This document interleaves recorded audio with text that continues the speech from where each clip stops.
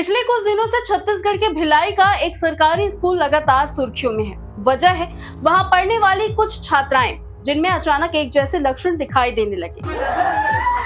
ऐसा क्यों हो रहा है हम लोग खुद ही समझ नहीं रहे। अभी मन नहीं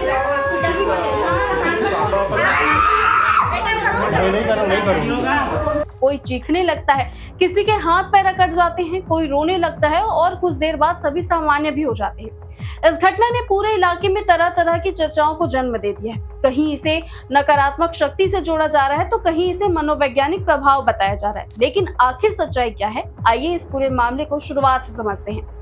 ये पूरा मामला दुर्ग जिले के भिलाई स्थित खमरिया के Swami Atmanand English medium school का है। जानकारी के मुताबिक 9 जुलाई से स्कूल की कुछ छात्राओं में अचानक अजीब तरह के लक्षण दिखाई देने लगे। बताया गया कि कुछ छात्राएं अचानक रोने और चीखने लगी, उनके हाथ पैर अकड़ गए और कुछ देर तक उनकी आवाज भी साफ नहीं निकल रही थी और कुछ बच्चियां बेसुध जैसी हो गई।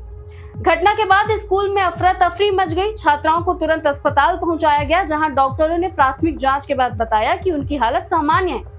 कुछ ही देर में सभी छात्राएं ठीक होकर वापस सामान्य स्थिति में आ गई। लेकिन मामला यहीं खत्म नहीं हुआ।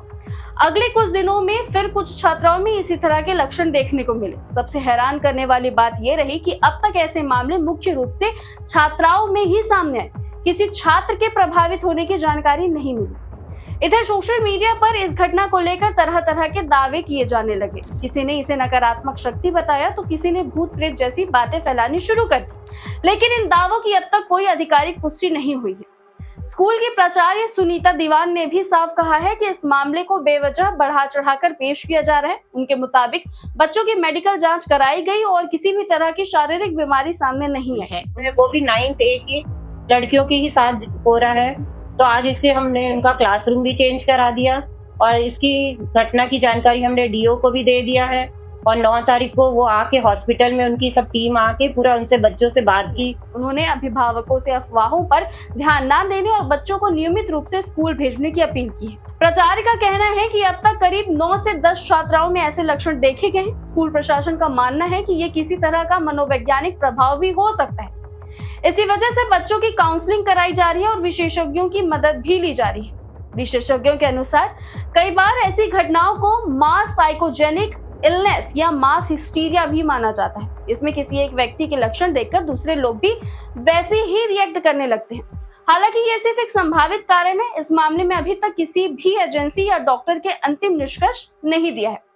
फिलहाल सबसे जरूरी बात यही है कि बिना किसी वैज्ञानिक या आधिकारिक पुष्टि के इस घटना को भूत प्रेत या किसी नकारात्मक शक्ति से जोड़ना सही नहीं होगा। बच्चों की सुरक्षा, उनकी मानसिक स्थिति और सही जांच सबसे बड़ी प्राथमिकता होनी चाहिए।